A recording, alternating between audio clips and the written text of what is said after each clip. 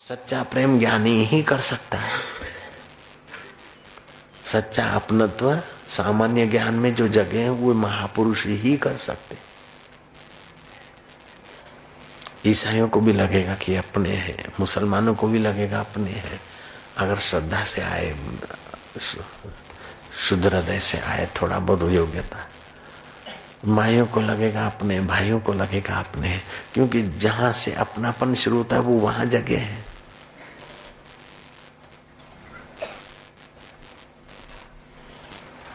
ये बहुत ऊंची बात है सामान्य और ऊंची भी उतनी है।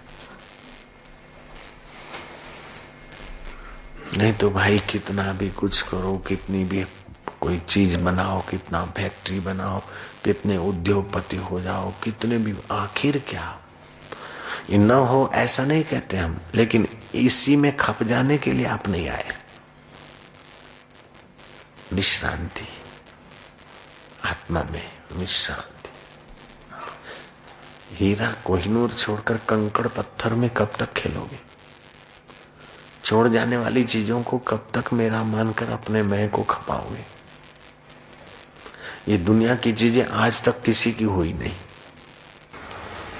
गहने मिले तो सुखी हो जाऊं, ये चीज बिके तो सुखी हो जाऊं, ये खरीदूं तो सुखी हो जाऊं, फलानी जगह रहूं तो सुखी हो जाऊं, ये सब भ्रम है। मन की मनसा मिट गई, भ्रम गया सब दूर। गगन मंडल में घर किया, काल रहा सिर कूट के, अब इसको कैसे जन्म मरण मिलाऊंगा। वो अकाल पुरुष में पहुंच गया, काल रहा सिर कूट। जहां काल की दाल नहीं गलती वहां सामान्य सत्ता में चला गया। ये तो विशेष में ही काल है। एक चितेरा बड़ा चित्र बनाने में कुशल था। मौत नजीक थी, उसने अपने जैसे 10 आदमी बना दिए और उनके बीच सो गया। जमदूत आया, देखा कि ये तो 10 आदमी एक जैसी 10 बने। अब सच्चा कौन सा? यमराज के पास गया कि एक मॉडल लाना है, लेकिन उसी मॉडल के 10 पड़े हैं बंदे लेटे हुए, 11 पड़े। अब कौन सा उठाना है? यमराज ने उनको कुछ कान में कहा और वे गए। और उन्होंने कहा कि वाह भाई वाह, तुमने कितने सुंदर रूप धारण किए, बहुत अच्छे चेहरे बनाए अपने जैसे ही, वाह। लेकिन एक कमी रह गई। तो जो असली था वो खड़ा हो गया। बोले क्या कमी है? बोले यही कमी है कि मेरे में कोई कमी नहीं रहे। कौन सी कमी है? अपनी विशेषता की जो पकड़ है वही। चलो मां कुछ आया, मां कुछ था। आलसियों से तो ऐसा होना अच्छा है, प्रमादी और पलायनवादियों से तो ऐसा होना अच्छा है, लेकिन उससे भी आगे है कि जो है उसको जानकर निहाल हो जाओ। अपने को जानो, अपने को बनाने की अपेक्षा अपने को जानो। विशेष बनने की अपेक्षा आप जो है शुद्ध में, बुद्ध में, उसको जानो। फिर उसके बाद अपने को जानने के बाद कोई कमी लगे तो फिर कर लेना पूर्ति। लेकिन अपने आत्मा को जानने के बाद कमी कोई रह नहीं सकती। टेढ़ी टांगे हैं तभी भी चल जाएगा। फिर सर्जरी कराने की जरूरत नहीं पड़ी अष्टावक्र को। नाटा कद और काला रंग है, फिर तो गोरा होने के लिए उनको कुछ मक्खन दूध में डालकर पीना नहीं पड़ा। जिनके मुंह में, चेहरे पर कुछ दाग हो जाते हैं या कालापन है, तो मक्खन धोकर घी में डाल, दूध में डालकर पिए तो चेहरा रशियन हो जाएगा। लेकिन अष्टावक्र ने ये भी नहीं किया। ठीक है, ये तो आतिशबाजी का हाथ है, एक दिन तो मिटने वाला है। अब इसको क्या सजाऊं? जो मैं हूं अमिट अमिट हूं।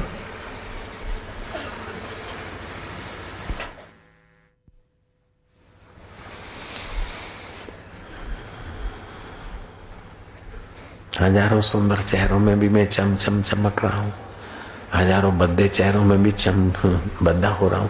तो उस एक के चक्कर में क्यों पड़ूं? सभी तो मैं हूं।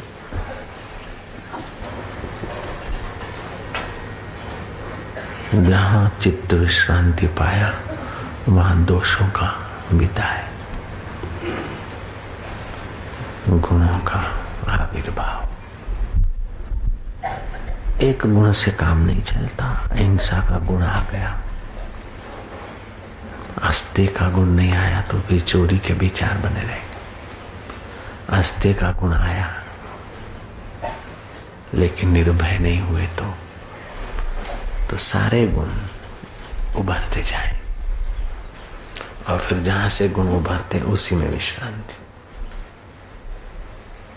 त्याग, अपौरुषण, चुगली न करना, असूया आदि सद्गुण 26 दैवी लक्षण है। धीरे धीरे विकसित होते जाते उस देव के।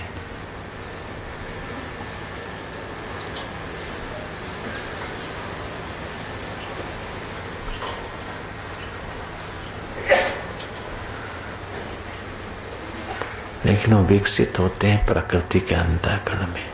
सत्ता सामान्य ज्ञान उसको जानता है।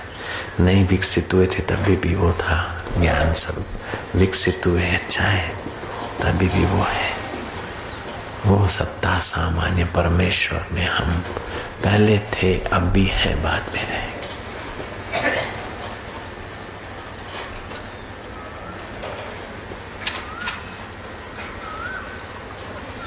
7 चने के फाड़े करते, पारना करते, पीछे फेंकते, लेते, विधिवत करते। अब जब गुरुओं का प्रसाद मिल गया तो जब हो गया उपवास, जब ले लिया पारना, हो शांति शांति शांति शांति। आप थके होंगे, ये झूठी बात है। थकान शरीर को होती, ज्ञान तो थकान को भी जानता है।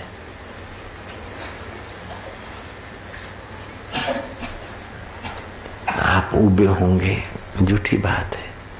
उबान मन को हो सकती है, ज्ञान तो उसका भी साक्षी। और ज्ञान में ही आनंद है, ज्ञान से ही मुक्ति। लब्ध्वा ज्ञानम पराम शांति। अपने शुद्ध ज्ञान का पता चला तो परम शांति।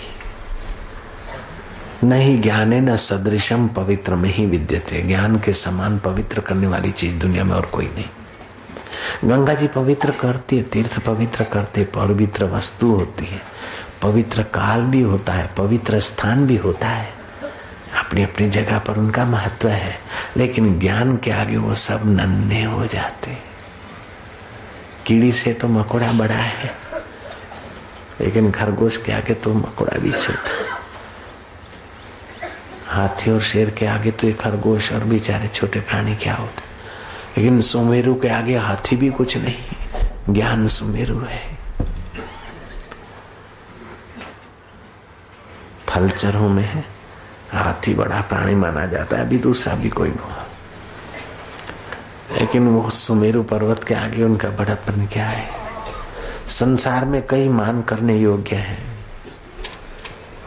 धनी, बुद्धिमान, त्यागी, तपस्वी, कवि, राजा मान करने योग्य है। लेकिन ज्ञानी की महिमा ऊंचते ऊंची, संत की महिमा ऊंचते ऊंची, संत की महिमा शोभा मूचते मूची।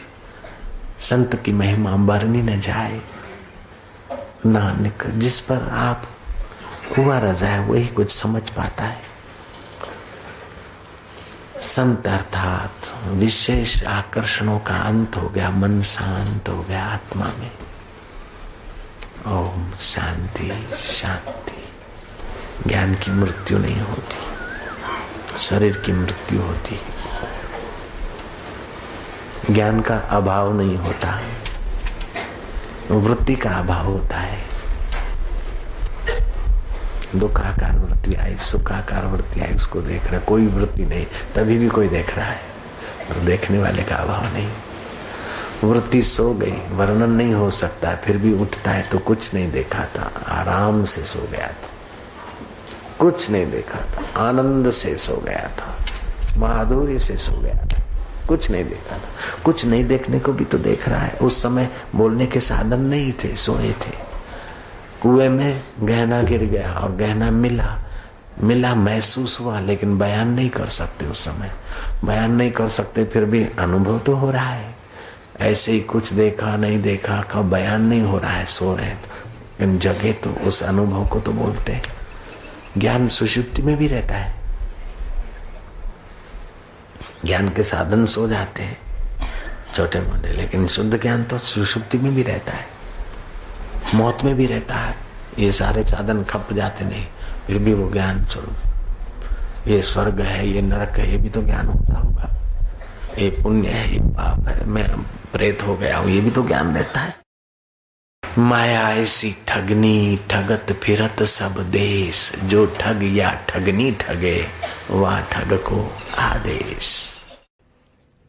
अल्प का भोग भोगने से पराधीनता, शक्तिहीनता और जड़ता आती है। स्व का सुख लेने से स्वतंत्रता, शक्ति संपन्नता और चेतनता आती है। बोले महाराज हम तो भांग पीते न, बड़ा मजे में रहते, ध्यान में रहते, भांग पी के आए बड़े ध्यान से, एक बड़ा घोल चढ़ा लेते हैं, बड़ा मजा रहता है। और हमारे यहाँ तो अफीम की खेती होती है बाबा, जरा सा अफीम जरा ले लेते न, आए हमारा तो ध्यान रहता है। अफीम से या भांग से जो ध्यान होगा, तो अफीम और भांग के नशे उतरने से अपूर्व पुण्य की उत्पत्ति होती है क्या? अपूर्व दिव्य ज्ञान उत्पन्न होता है क्या? तो ध्यान नहीं है, शून्यता है। ध्यान नहीं है, नशा है। नशे में और ध्यान में फर्क है।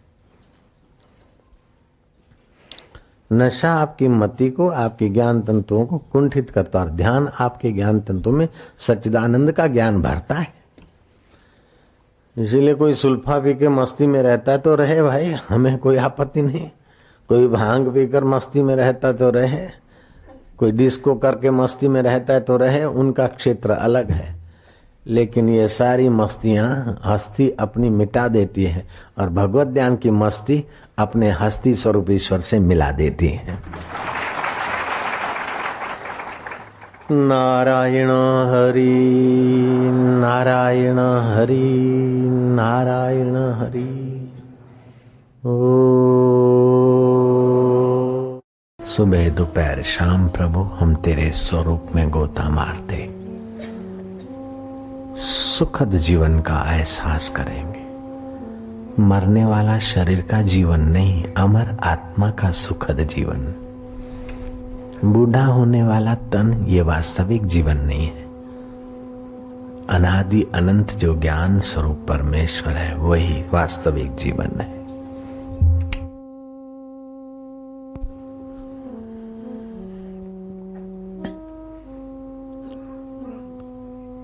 मिटने वाली वस्तुओं को पाना ये व्यवहार जगत में भले पुरुषार्थ कहे, लेकिन तत्वविदा ऐसे पुरुषार्थ नहीं मानते।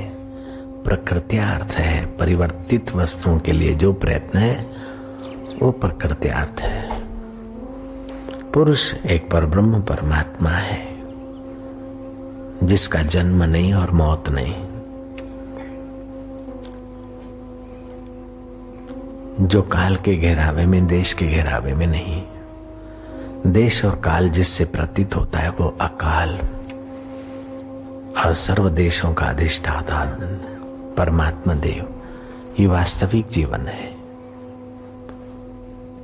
उस चेतन के सिवाय ये मरने वाले शरीर का क्या जीवन। इस मरने वाले शरीर को जो जिंदगी मानते हैं, वे तत्व ज्ञान की भाषा से अनजान है। वास्तविक जीवन जहां मृत्यु का भय नहीं, जहां रोग और शोक का प्रवेश नहीं, हम वास्तविक जीवन पाएंगे जो हमारा स्वतः है, जन्मजात है, अनादि अनंत है, शाश्वत है। वही हमारा वास्तविक जीवन है। जहां जीवन दाता भगवान है, वही हमारा वास्तविक जीवन है। कृष्ण उस वास्तविक जीवन में जीते हैं। हर समय महकते रहते, खिलते रहते। राम उसी वास्तविक जीवन में जीते हैं, हर समय सौम्य हृदय। भगवान शिव उसी वास्तविक जीवन में जगे, हर समय ब्रह्म सुख में मस्त है। वास्तविक जीवन वही है जो आपका आत्मा है। तुम्हारा शरीर वास्तविक जीवन नहीं है। तुम्हारा मकान में रहना या झोपड़े में रहना वास्तविक जीवन नहीं है। तुम तो दिल मंदिर में जी रहे हो, शरीर मकान में, झोपड़े में, महल में होता है। ये वास्तविकता नहीं, ये सच्चाई नहीं है। ये खेल मात्र है, कल्पना मात्र है, कुछ समय देखने भर को है। वास्तविक जीवन है जीवन दाता की जो चेतना है, वो तुम्हारी चेतना है।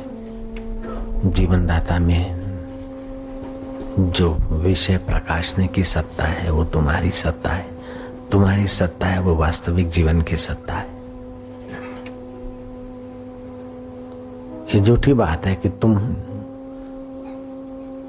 पंजाबी हो, ये झूठी बात है कि तुम सिंधी हो, ये झूठी बात है कि तुम मारवाड़ी हो, ये झूठी बात है कि तुम अग्रवाल हो, तुम जाट हो, तुम पटेल हो। ये शरीर पटेल, जाट, अग्रवाल, ये मरण धर्म है। इसका जीवन तुम्हारा जीवन नहीं।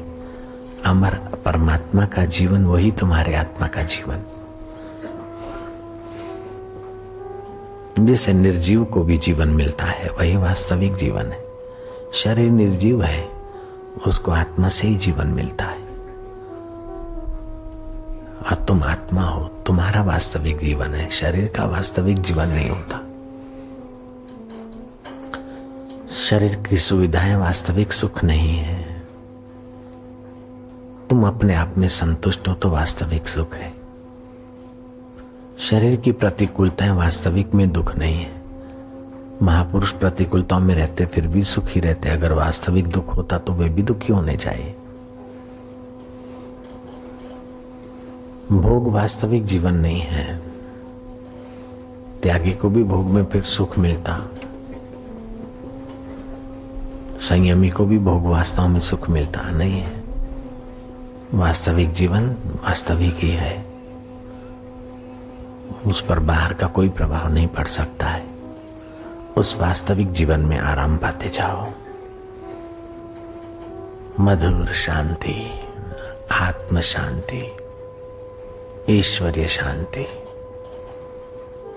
ओम शांति, ओम आनंद। फिकर फेंक कुएं में, जो होगा देखा जाएगा। जिसको मौत नहीं मार सकती वो आत्मा में, जिसको गरीबी छू नहीं सकती वो आत्मा में हूं, जिसको अमीरी ऊंच बड़ा नहीं बना सकती वो मैं आत्मा हूं, जिसको शत्रु मार नहीं मिटा नहीं सकते वो मैं आत्मा हूं, और मित्र जिसका कल्याण नहीं कर सकते ऐसे परम कल्याण स्वरूप में मैं हूं। फिर फिक्र किस बात की? Worryless, tensionless, egoless. Om Anand. God is not away from me. भगवान मेरे से अलग नहीं, दूर नहीं।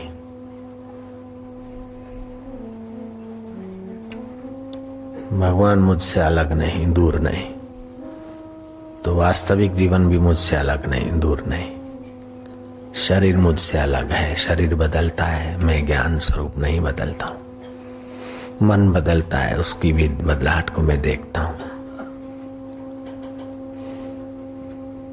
ये मायावी जादूगरी का जादू बदलता रहता है। कभी हंसने का खेल, कभी रोने का खेल, कभी विद्यार्थी होने का खेल खेला था, और कभी साहब और मास्टर होने का खेल खेल रहे।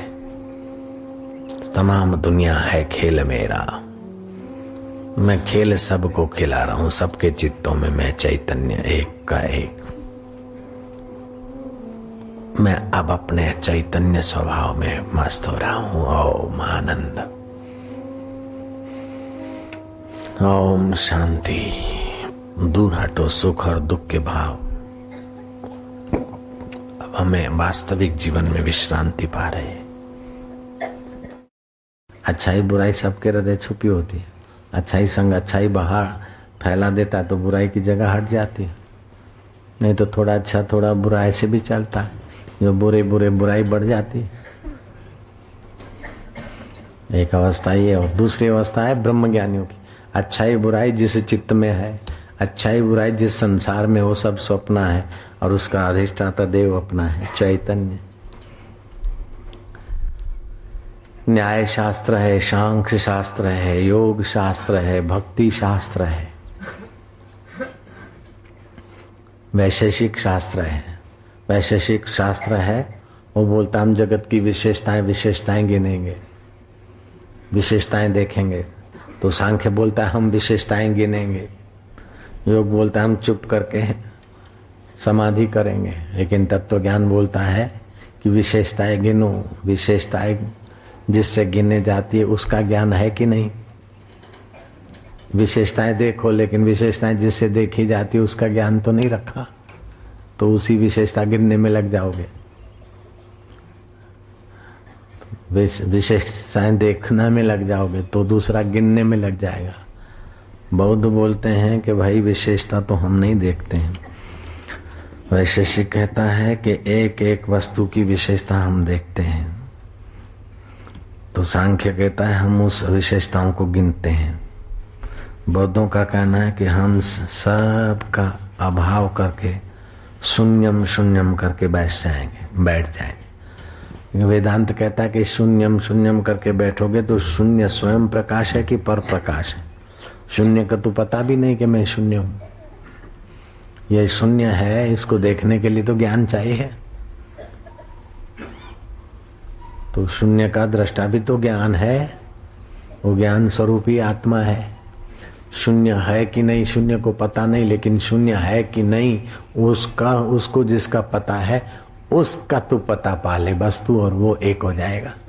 यह है वेदांत दर्शन। वैशेषिक अपनी जगह पर ठीक है एक हिस्सा, सांख्य अपनी जगह पर ठीक है, प्रकृति के रहस्य गिनता है।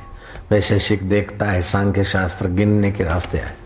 बौद्ध बोलता है हम शून्य शून्य करके बैठ जाएंगे, लेकिन वेदांत कहता है तुम और आगे बढ़ो।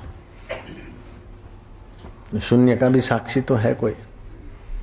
कुछ नहीं है, कुछ नहीं है को देखने वाला तो कोई है। कुछ नहीं को तो पता नहीं चलता कुछ नहीं। तो बुद्धिज्म से भी एक कदम आगे का तत्व का ज्ञान है। भक्त बोलता है हम तो भगवान की भक्ति करेंगे, ठीक है, भावना भगवतमय होगी, अच्छा है, सुखी रहोगे, लेकिन भगवान का डर बना रहेगा और मरने के बाद भगवान के लोक में जाओगे। भगवान जिसे भगवान है उसका ज्ञान तो नहीं मिला। कर्मी बोलते हैं हम कर्म करते हैं, कर्म करेंगे, करो कर्म। सकाम कर्म करेंगे तो भोग मिलेंगे, निष्काम कर्म करेंगे तो अंतःकरण शुद्ध होगा। अंतःकरण शुद्ध होगा तो ज्ञान की प्यास जगेगी, तो फिर आ जाओगे तत्वज्ञानी गुरु के मैदान में। इसीलिए जैसा आए ऐसा करने लग जाओ, ये काम नहीं चलेगा। जो करना चाहिए वही करो।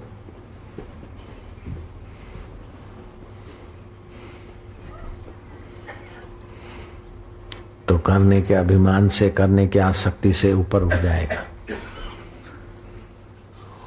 करने का अभिमान और करने की आसक्ति से बच जाएगा तो आत्मा में ज्ञान स्वरूप में विश्रांति पाएगा। ये बड़ा अटपटा मार्ग है भैया। कोई हाल मस्त, कोई माल मस्त, कोई तूती मैना सुए में तो पैर। कितना अच्छा बोलता है, मुझे तो बहुत मजा आता है। हम तो मस्त है, लेकिन कब तक? पोपट मरेगा तो रोएगा। तूती मैना, अगर तेरा मस्ती का साधन है तो तेरा मस्ती का साधन नश्वर है, तेरी मस्ती नाश हो जाएगी।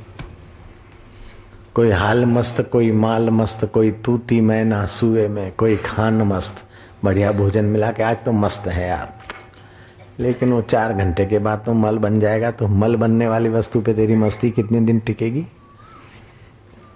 कोई खान मस्त, पहरान मस्त, कपड़े वपड़े पहना, बोले अपन तो मस्ती से जीते। 750 का सफारी है, कितना मस्त है बोलो। 2000 का है ये, कितना मस्त है। तो तेरी मस्ती कपड़ों में टिकी है, जरा सा कोई बीट कर देगा तो मस्ती भाग जाएगी। जरा सा आंधी तूफान चलेगा, मैला होगा तो मस्ती गई। कोई हाल मस्त, कोई माल मस्त, कोई तूती मैना सुए में, कोई खान मस्त पहरान मस्त, कोई राग रगीनी दोहे में, कोई अकल मस्त, जरा होशियार है, 4 मूर्खों के आगे दम मार देता है, वाह भाई वाह, वाह भाई वाह, वाह भाई वाह। लेकिन इससे मुक्ति का कोई संबंध नहीं है। 5-25 आदमी के आगे तुमने भाषण ठोक दिया या वाह भाई करवा दी, 10-20 हजार के आदमी, 1 लाख 2 लाख 50 लाख 50 करोड़ के आगे, फिर भी उसके साथ सत्य का कोई संबंध नहीं है। कोई खान मस्त पहरान मस्त, कोई राग रगीनी दोहे में, कोई अकल मस्त, कोई शक्ल मस्त। बढ़िया सुंदर चेहरा है, बड़ा प्रभावशाली व्यक्तित्व है। आहा, बोलते हैं तो मन बस दांत दाड़म की कली की नहीं चमक रहे। निगाहें भी ऐसी है कि मानो सामने वाला दीवाना हो जाता है। राग ऐसे गाते क्या, हा क्या किया जाए महाराज। ये एक्टर तो गजब का है, ये हीरोइन तो गजब की है, लेकिन आखिर देखो बुढ़िया होके मर गई, कोई पूछता ही नहीं उनको बेचारों को। और कौन सी योनि में भटक रहे पता ही नहीं। कोई राग रगीनी दोहे में, कोई अकल मस्त, कोई शक्ल मस्त, कोई चंचलताई हंसी में। चपल जीवन है, हंसी मजाक में जिंदगी बिता रहे हैं, चलो हैप्पी है। अरे क्या आयुष्य नष्ट हो रही है। कोई चंचलताई हंसी में, एक खुद मस्ती बिन, जो खुद ज्ञान स्वरूप ब्रह्म है, एक खुद मस्ती बिन और मस्त सब बंधे अविद्या फांसी में। अविद्यमान वस्तुओं में मस्त होकर वो भी गए अविद्यमान में।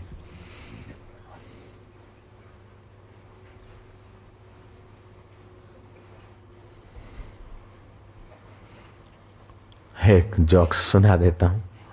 एक आदमी को नौकरी नहीं मिल रही थी, गया, बोले चलो पुलिस में हवालदार की नौकरी ले लो। लाइफ एज ओवर हो रही है, काम धंधा करा, दुकान करा, ये करा, सब वो बाल पक गए, काका बनने की तैयारी था। उसको लोग काका ही काका बोलते, बुजुर्ग को बोलते काका। तो काका तुमको हवालदार की नौकरी तो देंगे, लेकिन अभी टेम्पररी भर्ती में आ जाओ। अहमदाबाद में कांकरिया है, परीक्षा के दिन है, जो नपास होते छोरे उसमें से कुछ लोग आकर कांकरिया में आत्महत्या करते। तुमको राउंड मारना है, कोई आत्महत्या ना करे। बोले ठीक है, अभी तुम्हारी टेम्पररी नौकरी, फिर कुछ ऐसा बढ़िया काम करके दिखाओगे तो तुम्हारी पक्की नौकरी। क्या करेगा, ठीक है। लेफ्ट राइट करते रहे। काका आगे गए, एक लड़का 10वीं में ना पास हुआ। क्या करे बल्लू, किसी ने देख लिया, करे अरे छोरा डूब गया, छोरा डूब गया। कोई नाविक आया, कोई कुछ आया, कोई कुछ। हाय, लड़के को निकाला, बड़ी वाहवाही हो गई, बहुमान समारंभ रखा। काका को बोला कि इनकी ड्यूटी रखी और ये ड्यूटी पे रहे, तभी सरकार इस बच्चे को बचाने में सफल हुई। फायर ब्रिगेड के जवान सफल हुए, नाव ले गए और लड़के को खोजने में वे सफल हुए। और उसमें इस काके का पुरुषार्थ बढ़ा है। काके ने जंप मारकर अपने बुढ़ापे में भी जवानी की खबर थी। शाबाश है काका। अब प्रसंगोचित काका को बोला आप माइक पे बोले, माइक पे बोले स्वागत तुम्हारे पास रखो। मैं नाव में गया था, यूं झांका तो मेरे को धक्का किसने मारा अंदर।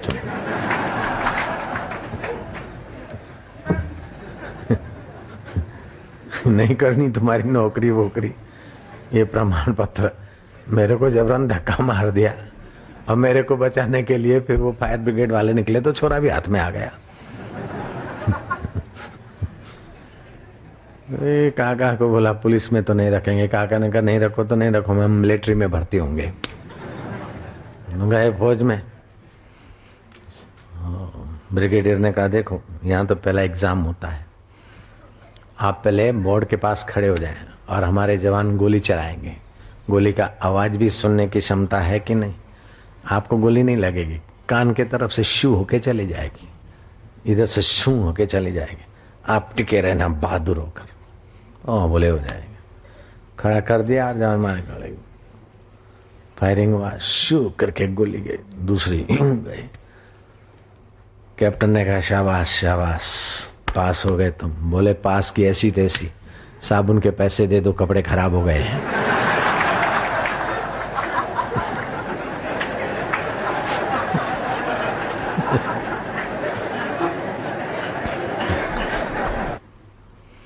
ये मनमुखों का रास्ता नहीं है, ये मूर्खों का रास्ता नहीं, भोगियों का रास्ता नहीं। ये तो महान पुण्यात्मा बुद्धिमान जो समझते कि इतना भोगा आखिर क्या, इतना खाया आखिर क्या, इतना कमाया आखिर क्या, जिनका विवेक जागा है, वे ही लोग इस रास्ते बाजी मार लेते हैं।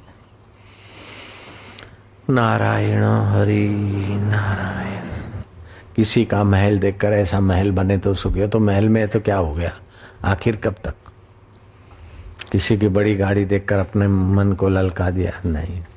आप जाएं वहीं ठीक है, लेकिन ईश्वर को पहले जानना है। ऐसा करके फिर भगवान को पाऊंगा, ऐसा करके फिर भगवान को पाऊंगा, तो फिर हो जाता है। पहले भगवान को पा ले, फिर जो होगा देखा जाएगा। पहले अपने हृदय में वास्तविक जीवन है, उस जीवन दाता को पहले पालो, फिर जो होगा देखा जाएगा।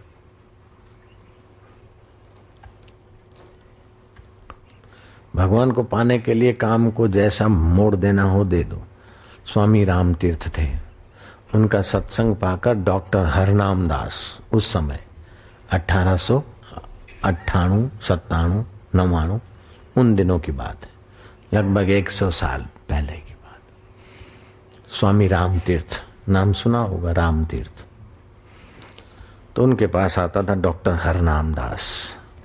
डॉक्टर हरनाम दास ने सोचा कि ये भी एक मनुष्य है, ब्रह्मज्ञानी हो गए, ईसा मसीह बन गए, और मैं भी मनुष्य और डॉक्टरी मरीजों का चिंतन करके मर जाऊंगा। No, I will change my life, मेरी जिंदगी में बदलूंगा। और राम तीर्थ के सत्संग में आने लगा, राम तीर्थ के देवी कार्य करने लगा।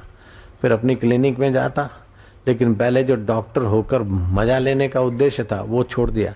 मजा तो अंदर से आता है, मरीज को देखे, थोड़ा बहुत इलाज करे और मरीज तो ठीक हो जाते, लेकिन हाय बंद कर दिया और ज्यादा समय राम तीर्थ के साथ लग गया। जैसा राम तीर्थ प्रसिद्ध हो गए और माननीय हो गए, आदरणीय हो गए, ऐसे डॉक्टर हरनाम दास को भी जानते, हम लोग भी जानते उनका नाम, देखा नहीं हमने। डॉक्टर तो थे, लेकिन जीने का ढंग बदल गया। नजरें बदली तो निजारे बदले, किश्ती ने बदला रुख तो किनारे बदले। जहाज थोड़ा सा रुख बदलता है तो लंदन से हिंदुस्तान पहुंच जाता है, और थोड़ा सा रुख बदलता है तो पाकिस्तान, और थोड़ा सा रुख बदलता तो स्विट्जरलैंड, थोड़ा सा यूं रुख बदलता तो लंदन से अमेरिका पहुंच जाता। जरा सा रुख बदले थोड़ी स्टीयरिंग का, बस। ऐसे ही आप जीवन का दृष्टिकोण का जरा सा रुख बदले स्वर्ग में, उससे कुछ रुख बदले तो वैकुंठ में, उससे रुख बदले तो ब्रह्मलोक में, उससे भी बढ़िया रुख बदले तो अपने आप में आ गए सारे लोग जिससे पैदा होते, उस लोकेश्वर का साक्षात्कार कर ले। ऐहिक आकर्षण में सुख समृद्धि मानी जाती, लेकिन वो क्षणिक सुख समृद्धि जीव को भोगी बनाकर उसका तेज बल कुंठित कर देती है और जीव भुलावे में पड़ जाता है। यह लोक और स्वर्ग लोक के भोग, अल्प भोग और ज्यादा रोग और दुख कष्ट मिलता है। प्रेम मार्ग जैसे बच्चों के आगे खिलौने रख दो, चॉकलेट रख दो, लॉलीपॉप रख दो और हीरे जवाहरात रख दो, तो हीरे जवाहरात छोड़ दें और लॉलीपॉप और खिलौने पकड़े, ये है प्रेम मार्ग। इन समझदारी से लॉलीपॉप और चॉकलेट की कीमत तुच्छ समझकर हीरे जवाहरात पकड़े तो हो गया श्रेय मार्ग। ऐसे इस मनुष्य के आगे श्रेय भी है, प्रिय भी है। श्रेय में थोड़ा धैर्य चाहिए, थोड़ी समझ चाहिए, तो श्रेय मार्ग में रिद्धि, सिद्धि, वैभव, शांति, शासन और सत्य जीवन की प्राप्ति होती है।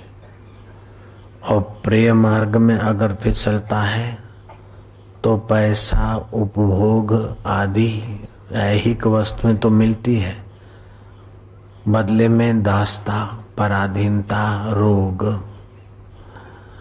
जन्म, मृत्यु, जरा, व्याधि, दुख, दोषानुदर्शनम के चक्कर में चलाता है। ये आत्मा उज्जवल अंगारे की नाई है।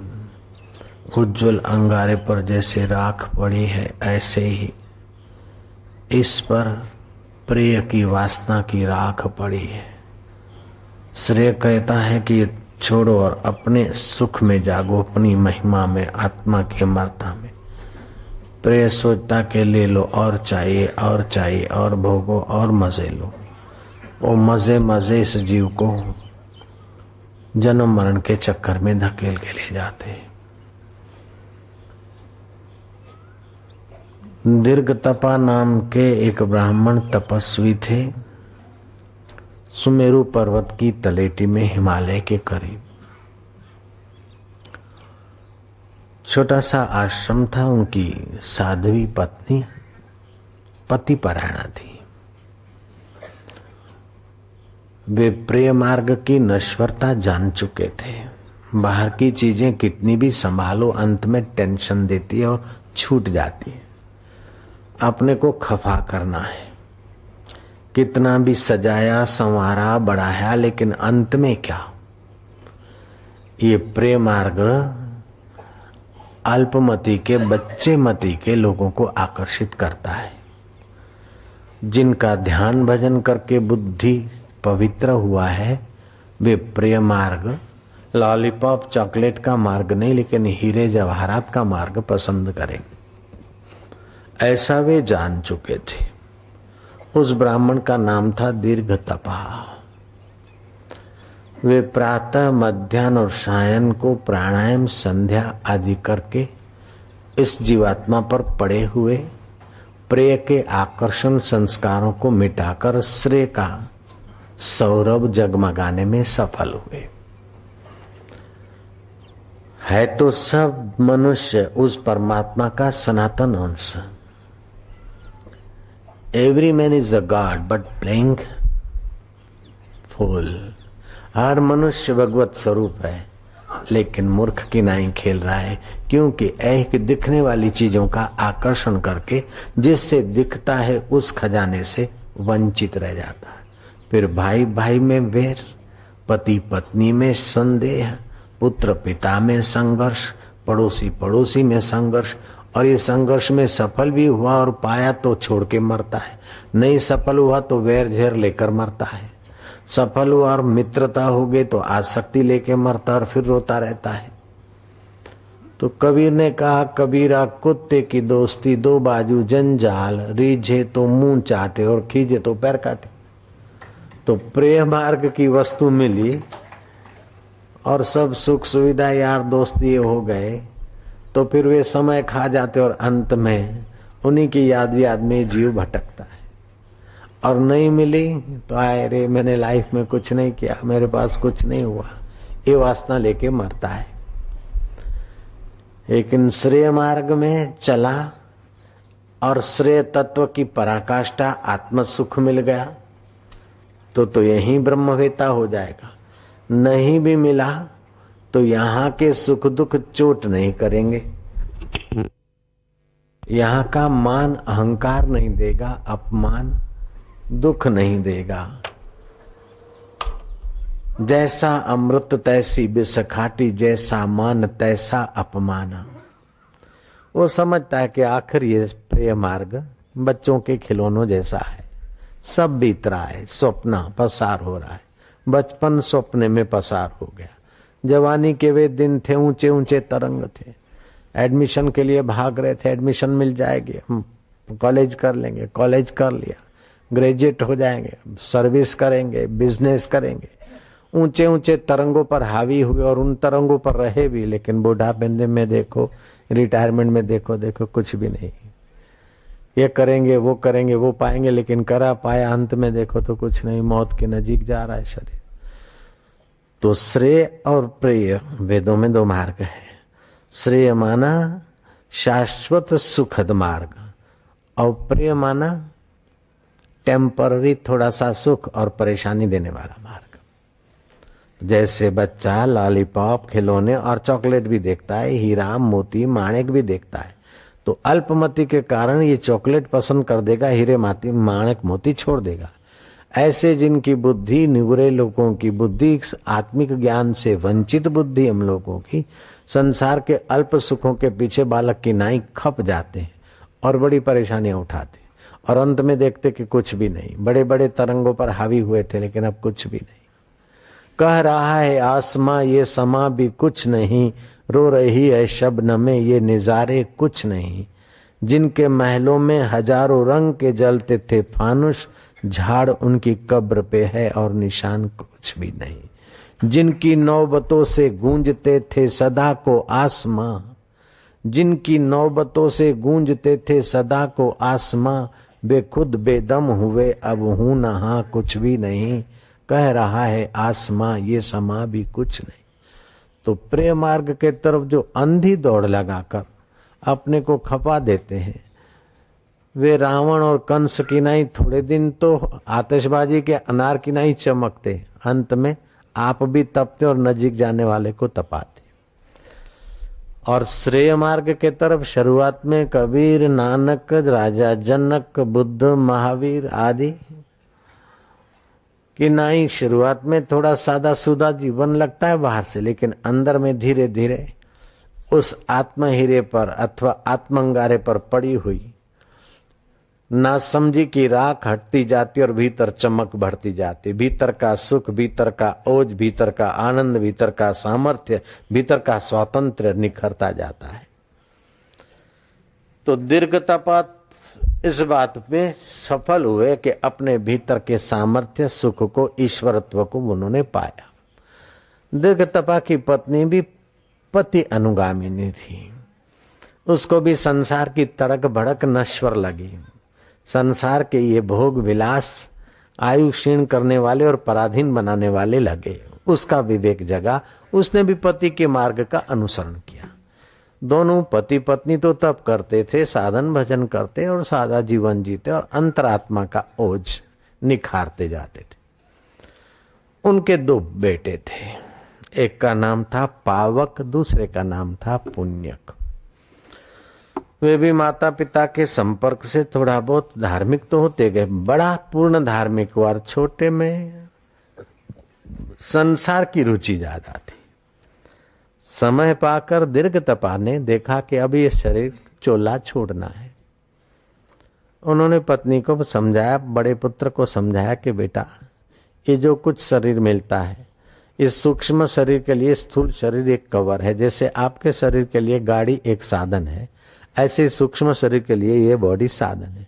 अब ये बॉडी का समय पूरा हुआ है तो ये तो हम छोड़ देंगे, और सूक्ष्म शरीर को अब दूसरी यात्रा करनी नहीं, तो सूक्ष्म शरीर सूक्ष्म भूतों में लीन होगा और मेरा आत्मा परब्रह्म परमात्मा में मिलेगा। तो दीर्घ तपा ने अपनी इंद्रियां मन में लीन की, मन बुद्धि में लीन किया और बुद्धि अपने बुद्धिदाता में टिकाकर शरीर को छोड़ दिया। जैसे कोई फटे कपड़े पुराने अथवा मलम पट्टी किया हुआ है, पट्टा खोल के छोड़ देता है, ड्रेसिंग किया हुआ, अब उसमें आसक्ति थोड़े करेगा, छोड़ दिया। ऐसे ही दीर्घ तपा ने अपना शरीर छोड़ दिया। पत्नी भी बड़ी सती साध्वी जैसी थी, उसने भी अपने पति के लोक का अनुसंधान करके अपने देह को पंचभौतिक माना, मन को प्रकृति का माना, बुद्धि को भी परिवर्तित माना।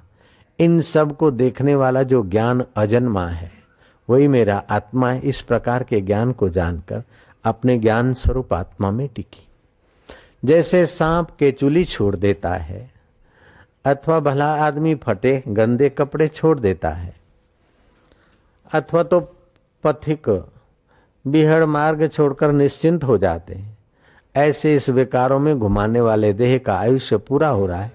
वो पत्नी ने भी छोड़कर पति के भाव को, पति जिस ज्ञान में थे उसी आत्मज्ञान में उसने भी प्रयाण किया।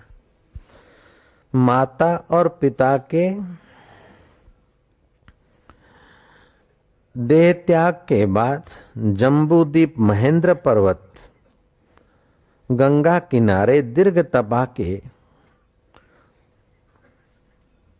पुण्यक पुत्र, बड़े पुत्र तो ज्ञानवान थे, लेकिन पावक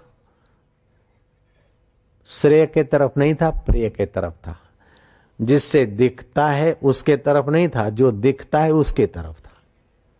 जिससे दिखता है वो है आत्मा, परमात्मा, और जो दिखता है वो है माया का खिलवाड़। तो खिलौनों में ही इंप्रेस होते हैं, वो बड़ी उम्र के भी बच्चे माने जाते हैं, और आत्मा से प्रभावित होते हैं वो छोटी उम्र के भी बड़े पूजनीय माने जाते हैं। ध्रुव 5 साल का है, प्रहलाद 11 साल का है और उसका बाप बड़ा है, लेकिन आध्यात्मिक जगत में प्रहलाद का आदर होता है उतना उसके बाप का नहीं। अष्टावक्र 12 वर्ष के हैं और जनक राजा विशाल काय, विशाल राज्य के धनी है। जनक राजा शिष्य है और अष्टावक्र 12 वर्ष के गुरु है। प्रेय के तरफ जाने वाला कितना भी धन में, उम्र में, प्रसिद्धि में और टेक्नोलॉजी में बड़ा हो, लेकिन श्रेय वाले के आगे वो नन्हा माना जाता है। प्रेय परिवर्तित माया का खिलवाड़ है, नश्वर है, और श्रेय परब्रह्म परमात्मा की अभिव्यक्ति कराता है। तो प्रेय नश्वर के तरफ, नाश के तरफ ले जाता है, और श्रेय शाश्वत के तरफ, अविनाशी के तरफ ले जाता है।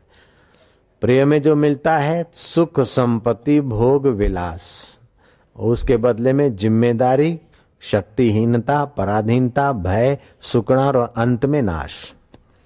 और श्रेय में मिलता है स्वतंत्र सुख, स्वतंत्र विचार, स्वतंत्र माधुर्य और स्व के तंत्र होकर सच्चिदानंद में विश्रांति मिलती।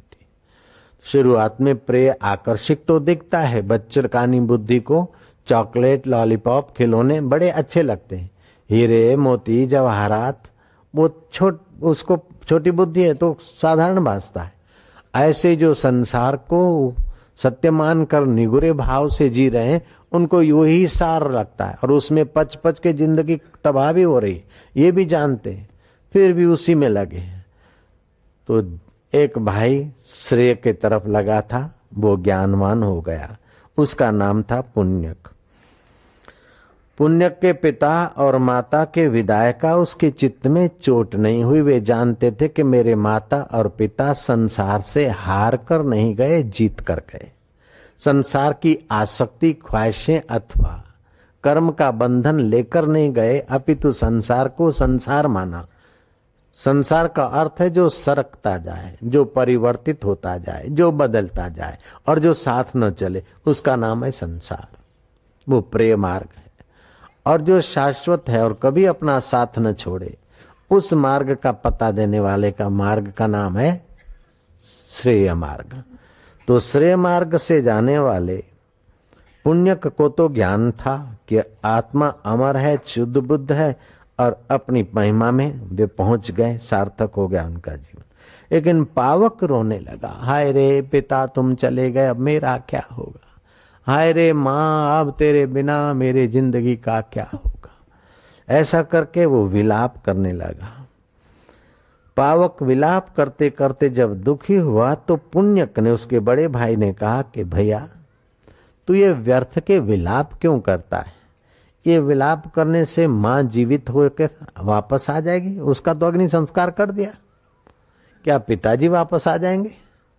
विलाप करना है तो इस बात का विलाप कर कि हजारों लाखों जन्मदाता ने तुझे जन्म दिए और आज तक तू श्रेय के तरफ नहीं चल पाया, और ऐसे पिता माता मिले फिर भी तेरा उसमें उनके ज्ञान के तरफ रुचि नहीं रही। भैया अगर तू माता पिता के लिए रोता है तो अगले जन्म में तू मृग था, मृगिणी तेरी माँ थी और मृग तेरा बाप था, उसके लिए रो। और उसके पहले तू हंस था, हंसिनी तेरी माँ थी, उसके पहले तू वृक्ष था, और वृक्ष के पहले तू सिंह था। दशारण्य देश में तू एक बार कौवा बना था और कौवे का शरीर छोड़ने के बाद तू वानर बना था। वानरी तेरी मां थी और वानर तेरा बाप था, उनके लिए रो। उसके पहले तू हाई है देश में हाथी बना था। दूसरे हाथी तेरे मित्र थे, हथिनी तेरी मां थी, हाथी तेरा बाप था, उनकी भी याद कर, उनके लिए भी रो कूट। तुषारण्य देश में तू राजपुत्र बना था। राजा तेरा बाप था, रानी तेरी मां थी। शाल्य देश में तू गधा बना था। और बंग देश में मतलब बांग्लादेश में तू तीतर बना था। और तीतर की योनि छूटी, शिकारी ने पकड़ा, खाया। फिर तू चांडाल शिकारी के घर जन्मा, उसके शरीर के द्वारा। तू चांडाली का पुत्र था, चांडाली तेरी मां थी, चंडाल तेरा बाप था।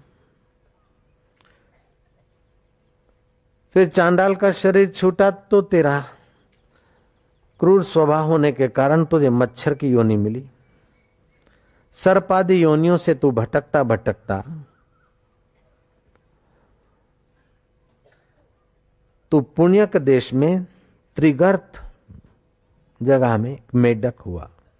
और बंग देश में फिर से वृक्ष हुआ। और वृक्ष की योनि में तेरे निकट साधु संत बैठते थे, उसके पुण्य प्रताप से तू वृक्ष योनि छोड़कर समय पाकर पौंड्रक देश का राजा बना। पौंड्रक देश का राजा बना, फिर भी तू प्रिय के तरफ ही लगा, असली राज्य के तरफ नहीं लगा। वो तो राज्य का भोग भोग कर पौंड्रक देश का राजा जब मरा तो तेरा तामसिक खान पान शराब कबाब था, तू गधा बना।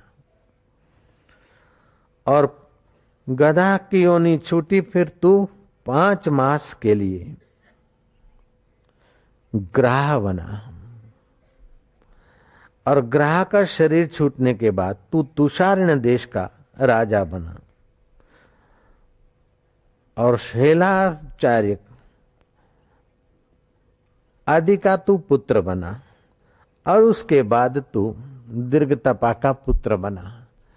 ये थोड़े से जन्म तो मैं तेरे जानता हूं, उसके पहले भी तू कहीं था, मैं कहीं था। इन जन्मों में एक बार मैं तेरा भाई बना था और हम लोग बैर खाने गए थे। और तू बैर तोड़ने के लिए आगे आगे निकल गया, कोई झटका आया, तेरी मृत्यु हुई। और तेरी वासना के अनुसार तू हल्की योनियों में गया और मैं अच्छे रास्ते गया। तो अभी मेरी अच्छी रुचि होने के कारण, माता पिता तो वही के वही, लेकिन अच्छी रुचि होने के कारण मैंने अच्छे में अच्छे अपने आत्म परमात्मा के सुख को पाया है। और तू वही संसार के प्रेम मार्ग में अभी तक रोता है। भैया रोना है तो अपनी बेसमझी पर रो। माँ की मृत्यु पर क्या रोता है, बाप की मृत्यु पर क्या रोता है। अपने ज्ञान की तू मौत कर बैठा है, अपने विवेक की तू मौत करके बैठा है। आखिरी कब तक, ये खिलौने कब तक, ये मैजिक कब तक, ये सुविधाएं कब तक, ये दोस्त कब तक, ये ऑफिस कब तक। पड़ा रहेगा माल खजाना, छोड़ते या सुत जाना है। कर सत्संग अभी से प्यारे, नहीं तो फिर पछताना है। खिला पिला के देह बढ़ाया, वो भी अग्नि में जलाना है। कर सत्संग अभी से प्यारे, नहीं तो फिर पछताना है। सत्य स्वरूप ईश्वर का संग कर ले, है तो तेरे साथ। हाजरा हजूर जागंदी जोत, आद सत जुगात सत, है भी सत नानक हो से भी सत। वो सत स्वरूप तेरे साथ होते हुए भी असत की आसक्ति और आकर्षणों के कारण उस चम चम चमकने वाले अंगारे पर जैसे राख पड़ी है। अब आदमी के विचार ऊंचे, उसकी क्रिया ऊंची, उसका साधन ऊंचा होता है तो अंगारे से राख मिटते धीरे धीरे वो आत्मिक ऐश्वर्य मिलता है। संसार में सफल होता है तो सुख सुविधाएं मिलती है और अंत में भोग देकर भोक्ता को क्षीण कर देती है। और आध्यात्मिक जगत सफल होता है तो शांति, दांति, तितिक्षा, क्षमा, आध्यात्मिक ऐश्वर्य मिलता है। वो आप भी खुशहाल और निहाल रहता है और अपने संपर्क में आने वाले को भी खुशहाल और निहाल कर देता है। और भौतिक में मिलता है तो आप थोड़ा सुविधाओं में तो आ जाता है, लेकिन क्षण भर की खुशहाली और दुनिया भर का टेंशन लेकर बेचारा आप और अपने परिवार सहित खिंचाव, तनाव और टेंशन में खप जाता है। तो एक है माया के आकर्षण का जगत और दूसरा है मायापति के कृपा रसमय जगत। अब आप किधर जा रहे? कभी तो माया वाले आकर्षणीय लोगों के बीच होते तो लगता है कि यही सारे अपने और भी कमाओ, और भी मौज करो, और भी बड़े शिखर पर पहुंचो। और कभी जब बुद्धिमान सात्विक सज्जनों का संग मिलता है कि बोले रावण का ऐश्वर्य नहीं रहा तो अपना कब तक। हिटलर सिकंदर दारा हल्याव्या, सोनी लंका वारा हल्याव्या, कारून खजाने जा मालिक हथे खाली विचारा हल्याव्या, सचे नाम जे धन जो खजानू व्या सब संत कमाए, छा थियणू आए सुभाणे यो केर बुधाए। कल क्या होगा ये कौन बताता है।